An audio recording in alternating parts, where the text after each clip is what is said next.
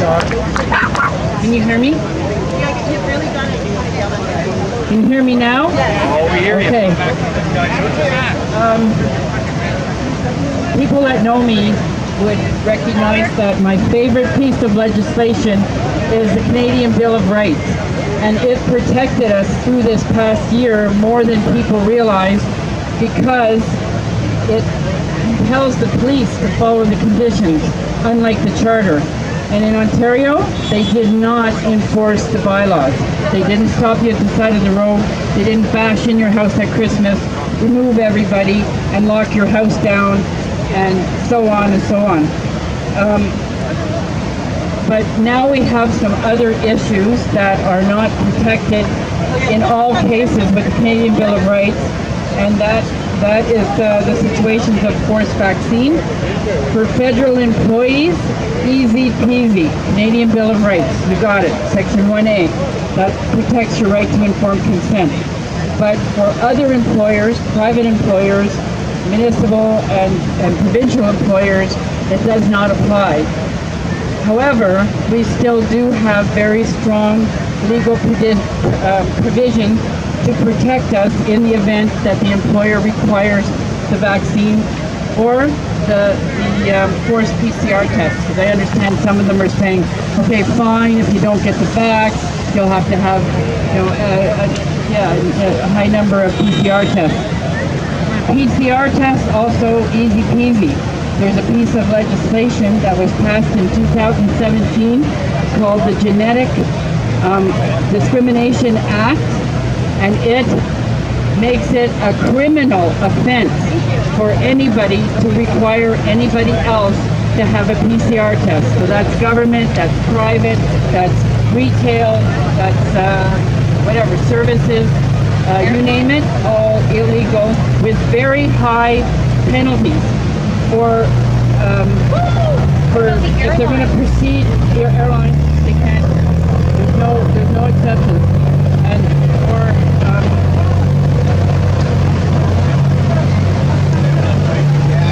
okay, so the penalty for violation of these laws, if they proceed indictable, it's up to $1 million fine, or 5 years in jail, or both. And if they go on a summary basis, it's up to $300,000 or a year in jail or both.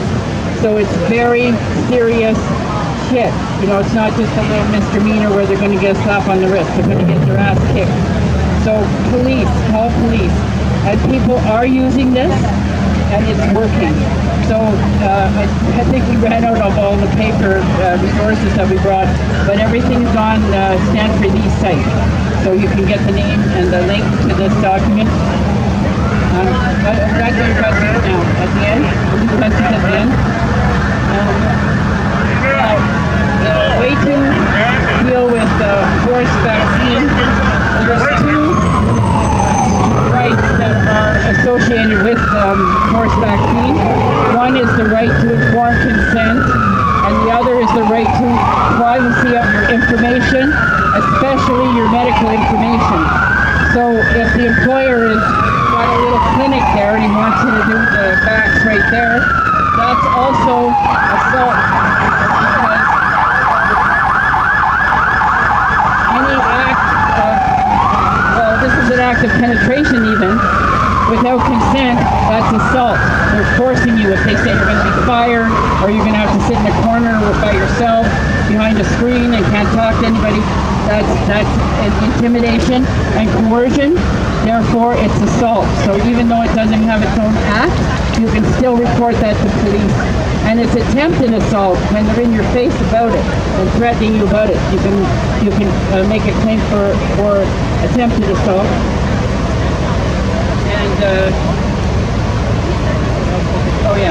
And the other protection we have with regard to informed consent is in common law.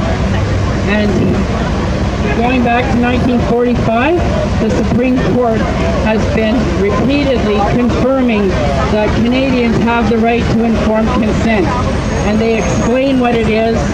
Normally it's related to medical procedure, any medical procedure. So that would include vaccine, PCR, continuing lockdown, which is part of quarantine, and masks, because mask is also a medical procedure. So these case laws apply to each and every one of them. And the list of case law, we're passing it out here, but we ran out, so again, it's on Stanford's website. You can get the list. And this list includes a case law from 1999 that describes what consent is. And it's certainly not consent if they tell you you're going to be fired, you're going to be isolated, you're going to be shamed into taking this back. That is not consent. So, when you read that case law, it makes it very clear. I'm yelling already. I know. Sorry, guys. Closer to the mic. Okay, closer to the mic maybe, but I'm already talking as loud as I can. It's louder now. So we have a history of human rights and freedoms in Canada, starting as far back as I know, 1215 with the Magna Carta. They established the right to free speech there and religious freedom, and the citizens to own and inherit property, and to protection from excessive taxes. That goes back to 1215, and it progresses, and it morphs into different covenants, international covenants, and into our current Canadian Bill of Rights, into Section 1. Then we have Hudson Bay Charter, 1670, which does recognize land rights and rights to security and liberty. And then there was the Bill of Rights, the British Bill of Rights, before our charter, before our Constitution rather, and those rights would be brought forward because in the preamble it says it's based on the principles of the UN Constitution, which that bill was part of. And then we have an implied Bill of Rights that courts have recognized even before the Bill of Rights came in. That started in 1939 with a case where the Alberta government was violating freedom of speech, and the Supreme Court said, you can't do that. We have an implied right to freedom of speech. And they went further to say that the province cannot violate fundamental rights. So that's your common law basis, and it's strong. There's a lot of debate about it. Some think it's stronger than the Bill of Rights. But I like to think that the two together are definitely your best ammunition for what's going on here. And as Rebecca said, there's no knight in shining armor going to swoop in here and save us all. We have to do the research, find out what our rights are, and learn how to assert them. It's not always easy. Like the Bill of Rights doesn't apply to the province, except for enforcement, because enforcement is part of the criminal code, which is federal. So that's why we were protected last year, because it was all about enforcement of those I call them rinky-dink bylaws. And those bylaws are not capable of redefining police power. They can't do that. And the police confirmed that and refused to do it. And publicly, they made a statement publicly that they will not do the stay-at-home orders, which would have been a horrible process. Demanding ID when you didn't do anything wrong, demanding to know where you're going, and denying you to go there if they don't feel that it's what do we call it, essential place to go. That would have been pretty severe. Now, another thing I wanted to, I'll just go just quickly to the rest of this. The Universal Declaration of Human Rights and Freedoms, that also states that our rights are inalienable. Inalienable means God-given. Government doesn't give them. Government can't take them away. We can't even give our rights away. And Canada is a signatory of that document, and the date on that document is 1948. And then subsequent to that, 1960, we tried to codify these rights in the Canadian Bill of Rights. So theoretically, all of those previously established rights are reinforced there, and so it's a very strong document. And actually, what I'll do now is, if anybody has any questions. I was going so much because I didn't open the box line, I was sitting down, and the hot came, I'm sorry, before that, and I said, you have no right. Yeah, some of them will say that Section 1. I can do a little quick rundown of the problems I see with the charter. He's talking about the police telling him that he has no rights because of Section 1 of the charter. Like, they'll say to you, reasonable limits, Section 1. And no, it's not the notwithstanding. There's confusion of that. No, notwithstanding is Section 33. And it's different, and it's not as threatening. It's Section 1 that's threatening, because Section 1 lets the government override your rights immediately, to any degree they want, any circumstances, and then it's up to us to initiate a constitutional challenge and get the judge to agree that they shouldn't have done that. And like, that's bullshit, because in the meantime your business is out of your reputation if they're doing charges and stuff like that. And are we ever even going to get there if that's the way the police handle things? I don't think so. And the Bill of Rights is different. You can assert them in the spot, and there's nothing that gives them any authority to override them. Certainly not rinky-dinky bylaws. And then if they do charge you, it's easy peasy to defend yourself, because they're overriding your rights. They had no right to override your rights. So, When I was protesting once in February, the cops that were yeah. But the thing is, we have Canadian Bill of Rights that control the police, and in general, the police did respect those rights over the past year. There are incidences with Skelly's barbecue. That wasn't Toronto Police. That was John Tory, and Public Health hiring off-duty police officers as private security. And I suspect that was the same thing going on at Dundas and Queen's Park. Yeah, I don't think that was initiated by Toronto Police. I think they were psyops to scare you into giving up your rights and not. What? I know, they're still police. They're off-duty police officers hired as private security, and they're allowed to wear their uniform and give charges and tickets and whatever else they want.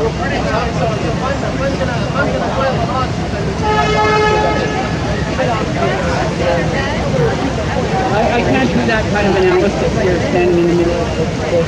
You talk to me after. It's too much. Your answer could be an hour long. Okay, yes? Hi, I was taking a taxi here. Yeah. And it was Beck Taxi, and the guy, I didn't obviously not wearing a mask, and he basically said I would make sure that you're banned from Beck Taxi indefinitely. Actually, I can't give legal advice in this. It's going to take too long, and it's taking away from the message that I gave. But you can send an email or something, and I'll give you my thoughts on it. So questions on what I've said. I should have specified, not any questions. Okay. Questions on the topic, guys. Yeah. Questions on the topic. Sorry.